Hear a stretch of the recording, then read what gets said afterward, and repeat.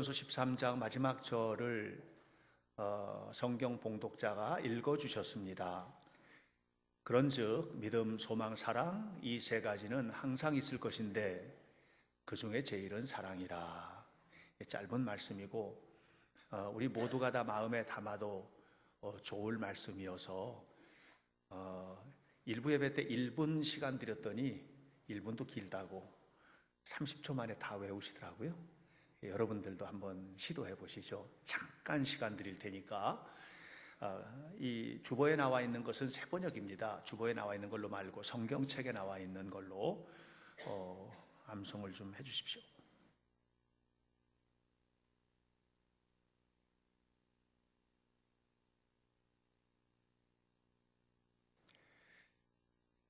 벌써 다 외우셨죠? 다 같이 한번 해보십시다. 시작. 그런즉 믿음, 소망, 사랑 이 세 가지는 항상 있을 것인데 그 중에 제일은 사랑이라. 믿음, 소망, 사랑.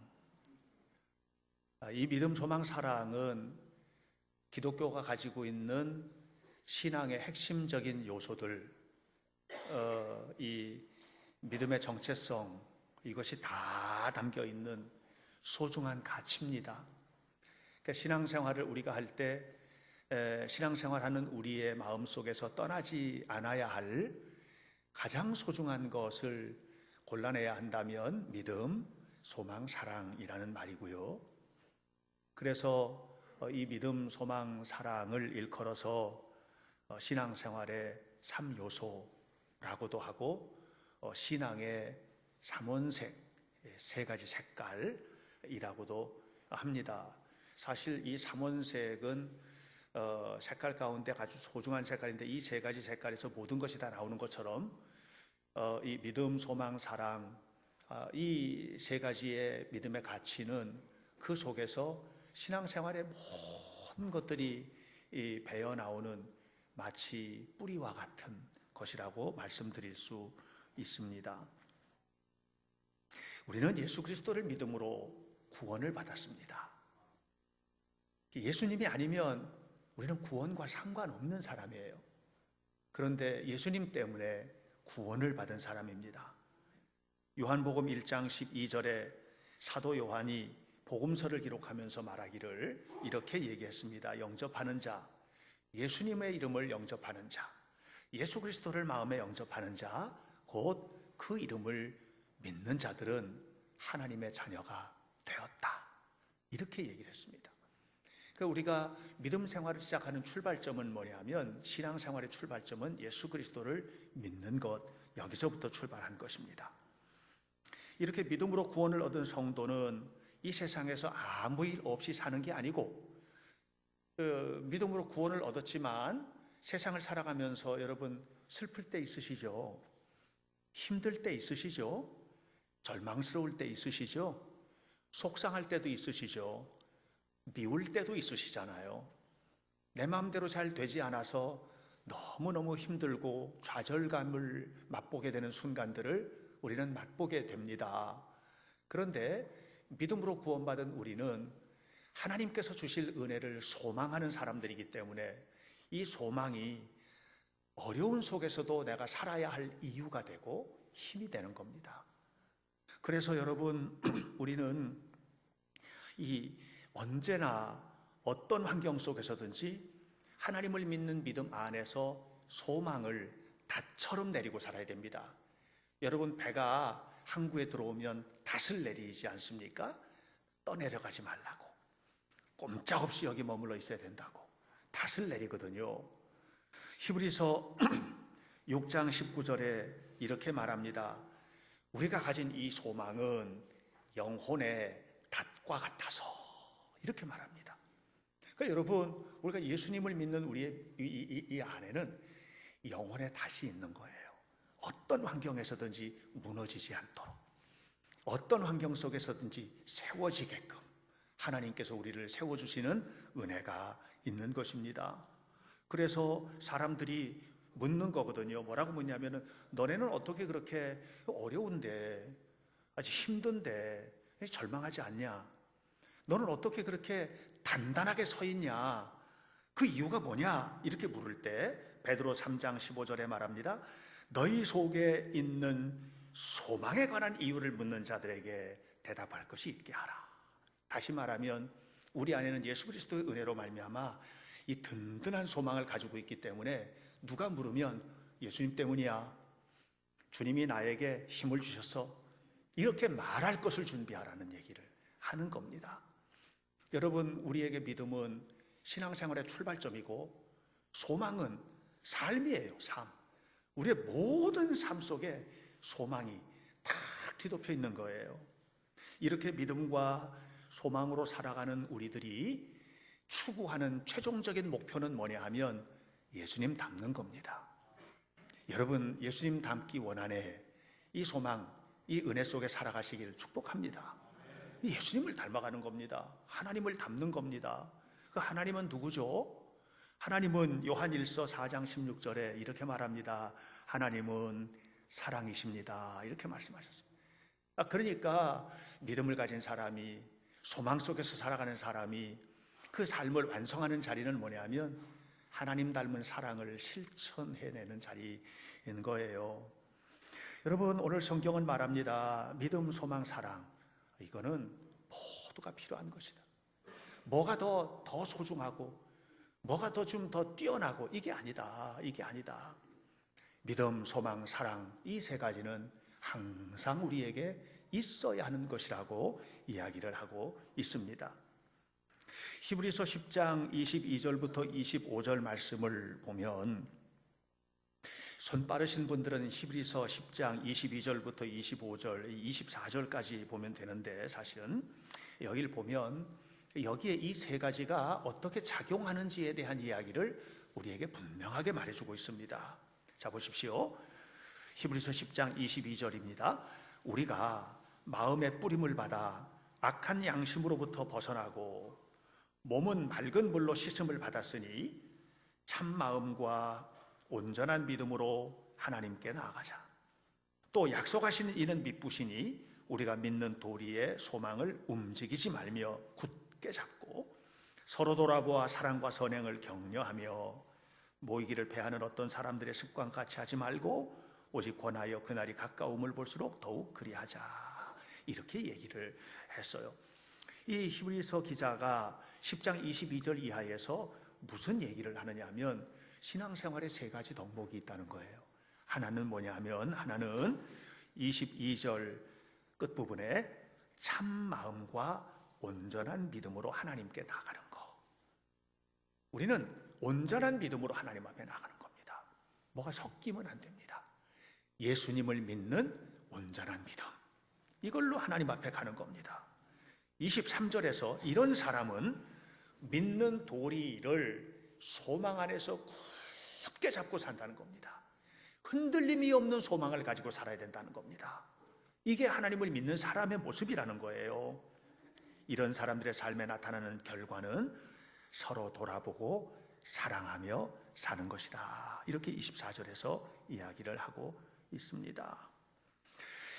사랑하는 여러분, 하나님은 우리 아버지시고 예수님은 우리의 구원자시고 성령님 날마다 우리와 함께 하십니다. 그래서 하나님을 믿는 믿음 때문에 우리의 삶에는 넘치는 소망이, 이게 고갈된 게 아니에요.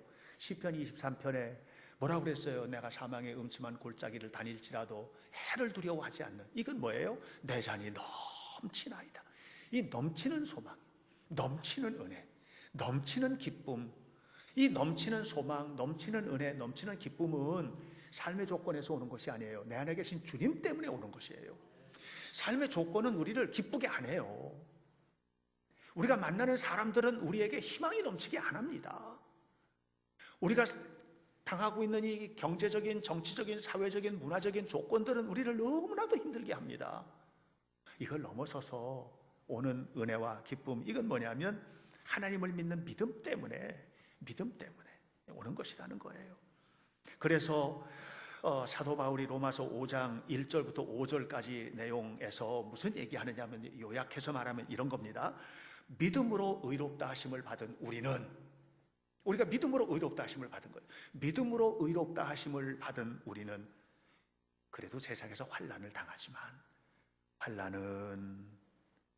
환난 중에도 기뻐하나니, 즐거워하나니, 환난은 인내를, 인내는 연단을, 연단은 소망을 이루게 됨을 아는 것이다. 이렇게 얘기합니다. 믿음으로 의롭다 하심을 우리가 당했는데, 받았는데, 이렇게 믿음으로 의롭다 하심을 받은 우리도 이 세상에서도 환난을 당하는데, 환난이 이상한 것처럼 여겨지는 것이 아니라 환난 중에도 기뻐한다는 거예요. 왜냐하면 소망 때문에. 예. 그래서 결국 믿음의 사람은 소망을 잃지 않고 살게 된다, 이 이야기를 하고 있습니다. 그런데 이 모든 것이 어디서 왔나요?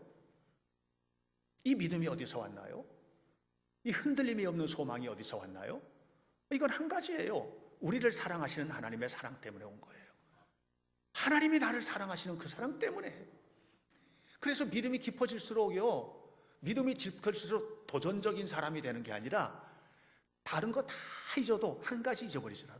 하나님이 나를 이렇게 사랑하시는구나. 소망이 뜨겁게, 소망이 흔들림이 없는 소망을 갖게 됐을 때 이 소망 안에서 우리가 누리게 되는 것은 뭐냐면, 하나님이 웬일로 나를 이렇게 사랑하시는가. 이 볼륨 조금만 좀 조정해 주세요. 하나님이 나를 이렇게 사랑하시는가, 이걸 알게 되는 거예요.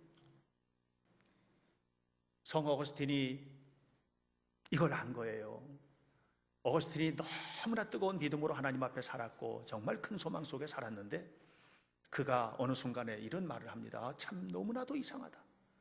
하나님이 내가 살아온 삶을 다 아시는데, 내가 그분을 어떻게 대적하고 살았는지도 다 아시는데, 내가 어떻게 나쁜 짓을 하고 산 것도 다 아시는데, 하나님은 너무나도 이상하다. 나를 이렇게 사랑하시는가. 하나님이 나를 사랑하시는데 세상에는 사람이라고는 나 하나밖에 없는 것처럼 나를 사랑하신다, 이렇게 얘기했어요. 여러분, 그런 사랑을 느끼는 거예요. 이 사랑을 느끼면 다른 거 다 필요 없어요. 이 사랑을 딱 느껴버리면 너무 감사한 거예요. 모든 것이 감사한 거예요. 절망할 이유가 없는 거예요. 낙심할 이유가 없는 거예요. 안 된다, 못한다, 이런 게 하나도 없는 거예요. 왜? 하나님이 하실 거니까. 하나님이 이끌어 주실 것이기 때문에. 그래서 우리가 이 세상을 살아가는 동안에 너무나 필요한 게 있는데, 믿음, 소망, 사랑인 겁니다. 믿음, 소망, 사랑, 이 세 가지는 어떻게? 항상 있을 것인데, 항상 있을 것인데. 그럼 죽어서 천국 가면 어떻게 될까요? 천국에도 믿음, 소망, 사랑은 필요합니다. 여러분 아셔야 됩니다. 천국은 완전한 믿음의 자리입니다. 믿음이 없는 자리가 아니고 완전한 믿음의 자리예요.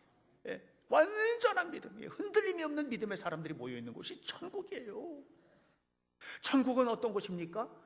요한계시록 22장을 보면 질병도 없고, 아픔도 없고, 어둠도 없고, 절망도 없고, 낙심도 없고, 더러움도 없고, 원수도 없고. 다시 말하면 이 세상에 이 어두운 영적 세력들이 아무것도 없는, 절망은 전혀 없는, 소망만 가득한 곳이 천국이라는 거예요. 그러니까 천국에도 믿음이 완성된 곳, 천국에서도 소망만 가득한 곳, 그곳은 뭐예요? 사랑만 하며 사는 곳. 하나님의 사랑처럼 사랑하며 사는 것, 하나님의 사랑처럼 서로 사랑하며 사는 것, 이게 천국이라는 거예요. 그래서 여러분, 믿음, 소망, 사랑, 이 세 가지는 항상 있을 것이다. 이 세상에서도 항상 있을 것이다. 천국에 가서도 우리는 그것만 누리며 살 것이다. 그래서 믿음, 소망, 사랑 안에 살아가는 것이 신앙생활인 것입니다. 사모하시기를 주님의 이름으로 축원합니다. 그런데 성경은 이렇게 말하잖아요. 그 중에 제일은 사랑이다. 왜 이런 얘기를 또 갖다 붙였을까? 믿음, 소망, 사랑, 이 세 가지는 항상 있을 것이다. 이렇게 하면 그냥 되는데, 그 중에 제일은 사랑이다, 이렇게 말씀을 하셨잖아요. 여러분, 성경은 하나님을 규정을 하는 그런 대목들이 나옵니다. 하나님은 이런 하나님, 이렇게 규정하는 대목들이 많이 나옵니다. 그런데 그 하나님은 곧 누구? 이렇게 규정하고 있는 유일한 규정이 있어요. 그거는 뭐냐면 요한 1서 4장 16절입니다. 하나님은 사랑, 이렇게 말합니다. 하나님을 여호와 라파, 치유하시는 하나님 이렇게 말할 때 하나님이 가지고 계신 능력을 말하는 거예요. 치유하시는 하나님, 회복하시는 하나님, 은혜 주시는 하나님. 이렇게 우리가 하나님은 어떤 하나님인지 하나님의 사역과 관련해서 이야기하지만 하나님 그 존재 자체를 이야기할 때 유일한 겁니다. 하나님은 사랑, 이렇게 말합니다. 하나님 이퀄 사랑. 여러분, 하나님은 사랑이시다는 말이에요. 성경 어느 데도 하나님은 믿음이시다 이런 말이 없어요. 하나님은 소망이시다 이게 아니에요. 하나님은 사랑이십니다. 또 하나님이 믿으신다, 우리를 믿어주시고 우리를 통해서 내가 너의 미래에 어떤 일이 이루어질지 내가 소망할게, 이렇게 하나님의 마음을 표현하기도 하지만 하나님이 믿으신다, 하나님이 소망하신다 이건 없어요. 그러나 하나님이 사랑하신다. 하나님은요 사랑이시고 사랑하시는 하나님이심을 기억하시기를 바랍니다. 그래서 C.S. 루이스는 이런 말을 합니다. 이 C.S. 루이스는 굉장히 유명한 영성가입니다. 또 이분이 쓴 책들 많은 영향을 끼치고 있는 책들이 많은데, 근데 이분이 이런 얘기를 합니다. C.S. 루이스가 에로스는 사랑이잖아요. 에로스, 남녀간의 사랑. 에로스는 한 사람을 태어나게 하고, 남자와 여자가 사랑해서 한 사람이 태어나는 거예요. 자녀가 육체적인 사랑이잖아요. 그 속에서 아기가 태어난 거예요. 스톨게, 이 가족의 사랑이거든요. 가족의 사랑. 스톨게는 한 사람을 양육하고, 가족 사랑 안에서 한 사람이 양육되는 거예요. 그리고 필로스는 친구의 사랑, 학문의 사랑, 이런 여러 가지. 그래서 이제 우리가 철학을 필로소피라고 하지 않습니까? 학문, 이런 것들을 사랑하는 거, 세상 안에서의 사랑의 관계, 이런 것들을 이제 필로스라고 얘기하는데, 필로스는 그 한 사람을 성숙시키고. 여러분, 세상적인 사랑들이잖아요. 에로스는 사람을 태어나게 하고, 이 가족의 사랑 스톨게는 한 사람을 양육시켜 키워가고, 이 스톨게 인간관계 속에서 이루어지는 이런 사랑들을 통해서 한 사람이 성숙된다는 거예요. 그런데 아가페는 그 한 사람을 완성시킨다, 이런 얘기를 합니다. 여러분 보세요. 남녀간의 사랑으로 아기가 태어나요. 죽고 못 살아서 사랑해서 그 아기가 태어나는 거예요. 결혼해가지고. 근데 그 사랑이 완전하지가 않아서 어느 순간엔가는 깨어지고, 어느 순간엔가는 등을 돌리고, 어느 순간엔가는 남편인데 아내인데도 미워하고, 이렇게 사는 거예요. 그런데 하나님의 사랑으로 가득한 이 에로스의 사랑, 다시 말하면 하나님의 사랑을 내 마음속에 간직한 사람이 되면 에로스도 완성이 되는 거예요.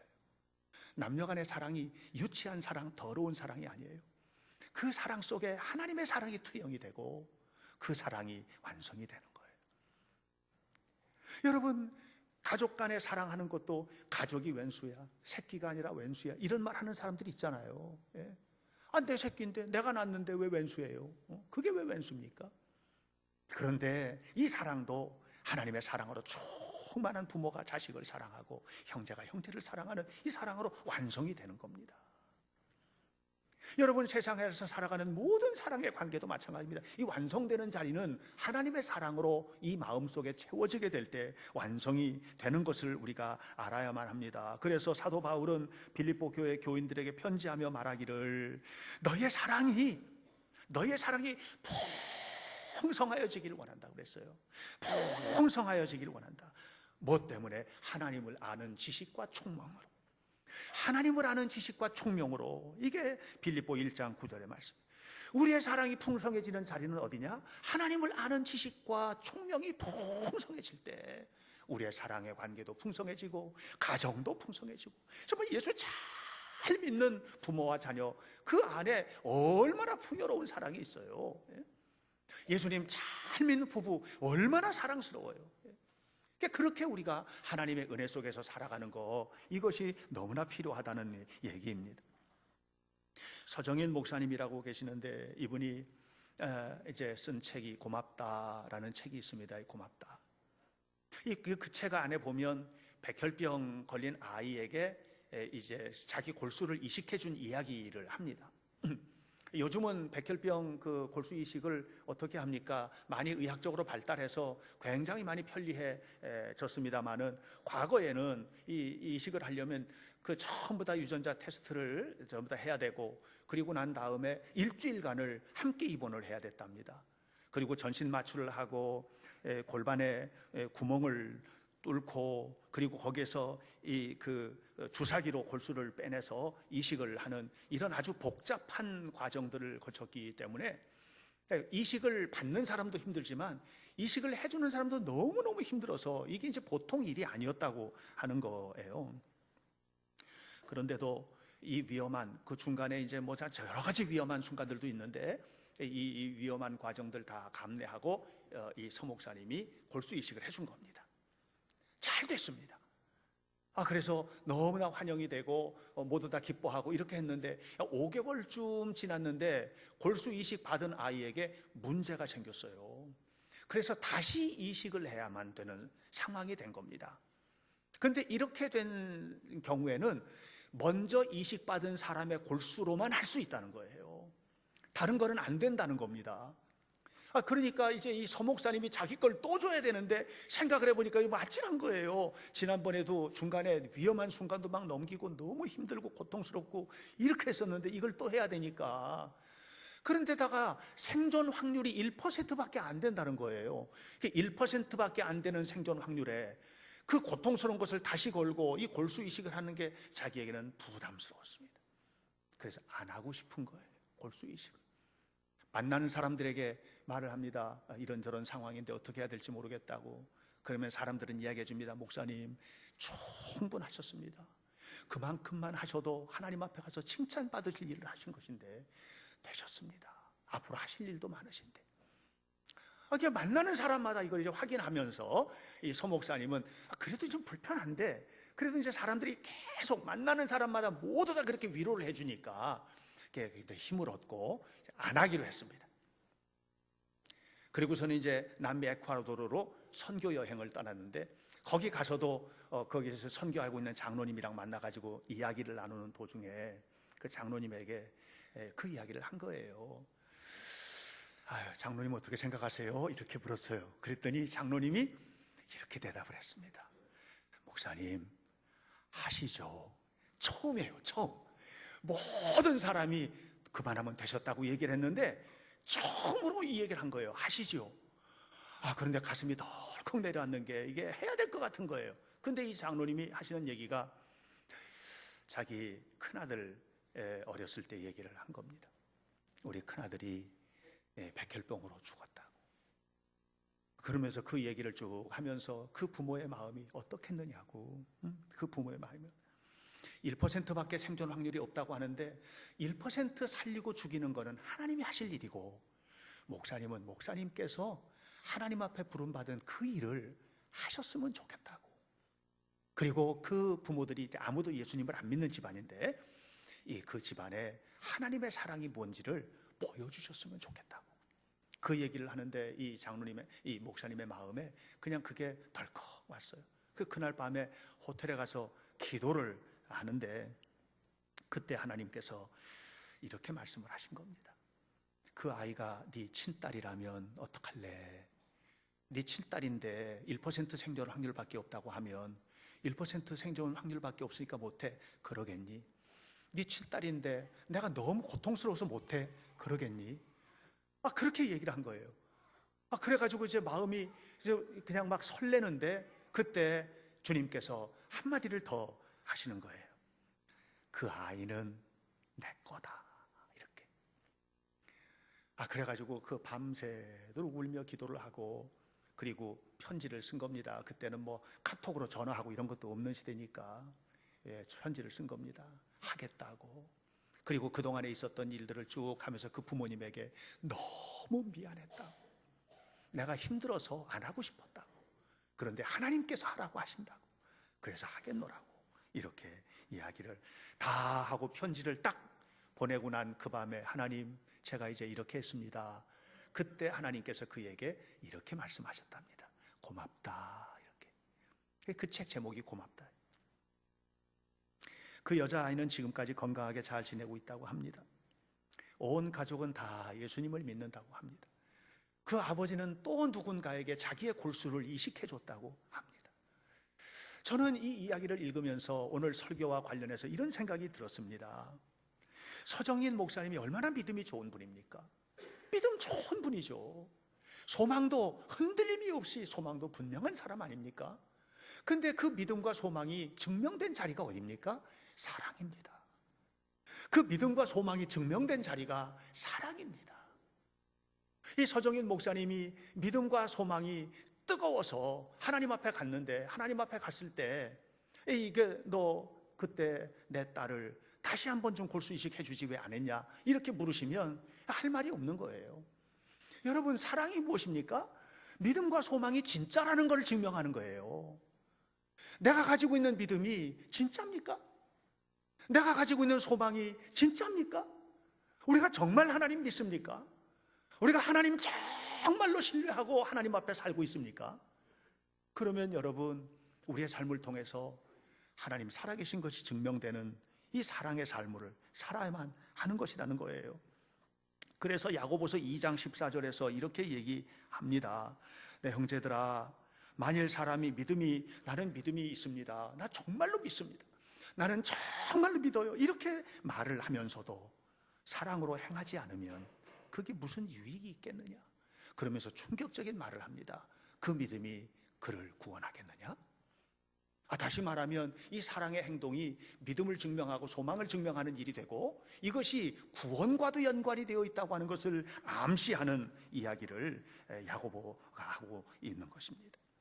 그런데 오늘 우리는 이것을 할 만한 능력이 안 되잖아요. 그래서 로마서 5장 5절에서 사도 바울이 말합니다. 우리가 사랑의 삶을 사는 건 다른 게 아니다. 성령 충만하냐? 하나님의 성령이 내 마음에 부음받음이니, 성령이 내 마음에 부음받음이니, 그렇게 얘기해요.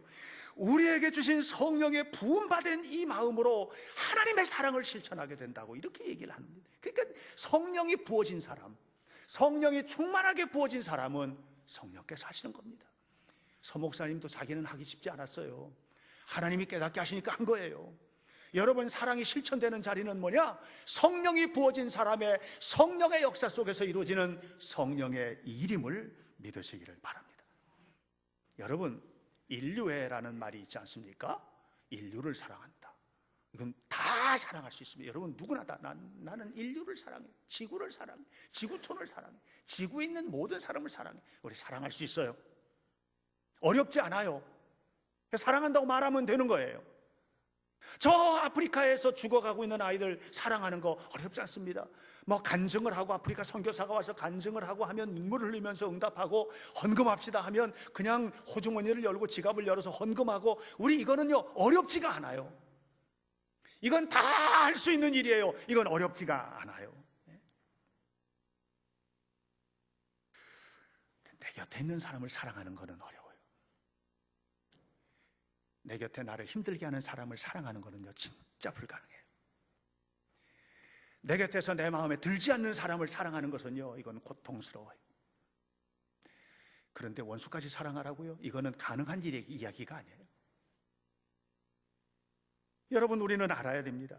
아무것도 모르면 사랑할 수 있어요. 아무것도 모르면. 그런데 그가 나에게 한 행동을 알면 사랑하기 어려운 거예요. 아무것도 모르는 관계면 그냥 사랑할 수 있어요. 그래서 그리스도의 이름으로 사랑합니다, 주의 이름으로 사랑합니다, 사랑합니다, 얼마든지 얘기할 수 있어요. 그런데 뭔가 한 가지, 글쎄 걔가 누가 그러는데 너한테 이런저런 얘기를 했대, 이 얘기 한마디 듣고 또 두 마디를 들으면 그 다음부터는 내 마음속에 분노와 미움이 생기지 사랑이 생겨날 수가 없어요. 이것이 오늘 우리들의 삶이에요. 요즘에 일본하고 관계가 굉장히 어렵습니다.